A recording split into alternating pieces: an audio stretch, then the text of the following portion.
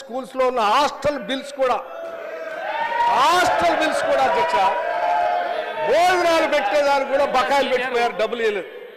పోనీ ఏమన్నా డబ్బులు పెంచారు, అది భారమైంది ఇవ్వలేకపోయినట్టు అది కాదు అధ్యక్ష. 10 ఏళ్ళు రాష్ట్రంలో అన్ని రకాల ధరలు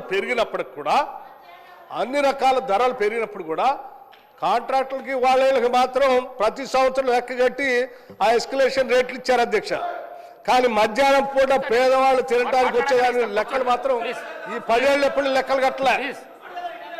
ఆ ధరలకు అనుగుణంగా ఛార్జీలు పెంచుకొని వదిలేసి పోతే మీరు ఇచ్చినటువంటి ధరలకి సరైన సరుకులు రాక, ఆ డబ్బులు సరిపోగా, ఆ కాంట్రాక్టర్ ఏదో పెట్టాలి కాబట్టి ఇచ్చిన డబ్బులకు సరిపోయే కూరగాయలు లేక వదిలేసిన కూరగాయల్లో పనికిరాని కోడిగుడ్లలో లేకపోతే ఆ బియ్యం ఇవి తీసుకొచ్చి వండి పెడితే ఆ దెబ్బకి వాళ్ళు పాప అనారోగ్యానికి గురైన పేద విద్యార్థులు ఇబ్బంది పడుతుంటే మేము ఆలోచన చేసాం అధ్యక్ష.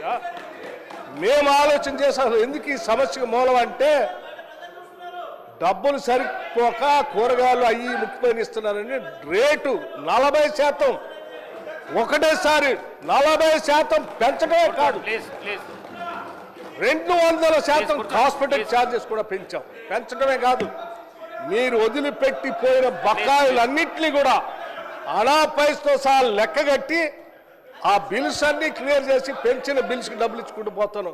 ఇది అధ్యక్ష మాకున్న నిబద్ధత. పెండింగ్ బిల్లులట వాళ్ళట చెప్తా ఉన్నారు. ఎట్లా అధ్యక్ష 40,000 కోట్ల రూపాయలు పెండింగ్ బిల్లులు పెట్టిపోయి మళ్ళీ తిరిగి వచ్చి తగుదనమ్మా అని ఆడ కూర్చొని మాట్లాడుతూ ఉన్నారు. సరే, అది హరీష్ రావు గారు మాట్లాడారంటే I can understand.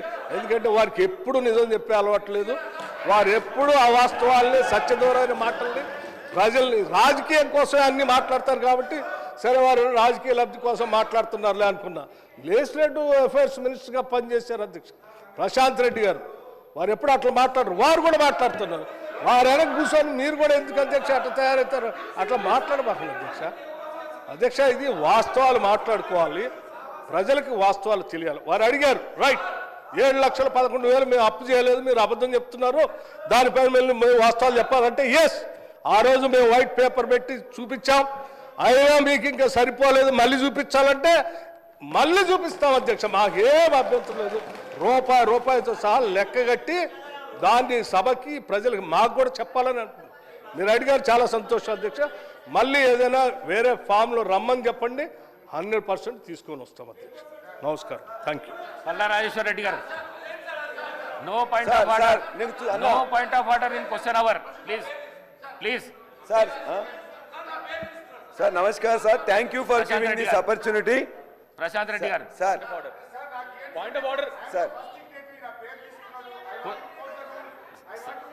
Harish Rao garu, no point of order in question hour, please కూర్చోండి.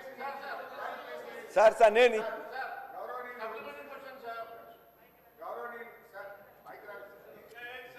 సార్ ఇప్పుడు బట్టి విక్రమార్క గారు అసలు ప్రశ్న ఒకటి, ఆయన మాట్లాడిందంతా ఒకటి సార్. ప్రశ్నకు సమాధానం ఇవ్వమంటే ఇక వడ్లు మేమే కొన్నాం, గతంలో బీఆర్ఎస్ గవర్నమెంట్లో వడ్లు కొనలేదు, మేము పైసలు ఇవ్వలేదా సార్? ఇప్పుడు వారు ఒకటి వ్యవసాయానికి ఉచిత విద్యుత్తుకు బీఆర్ఎస్ హయాంలో డబ్బులు ఇవ్వలేదన్నారు. నేను ఐఎమ్ ఛాలెంజింగ్, 65,000 కోట్ల రూపాయలు ఉచిత విద్యుత్తుకు బీఆర్ఎస్ హయాంలో మేము విద్యుత్ శాఖకు చెల్లించాము, నంబర్ 1. నంబర్ 2, వారు మాట్లాడుతూ మిత్తిలకి ఇంత కడుతున్నామని చెప్పిండ్రు.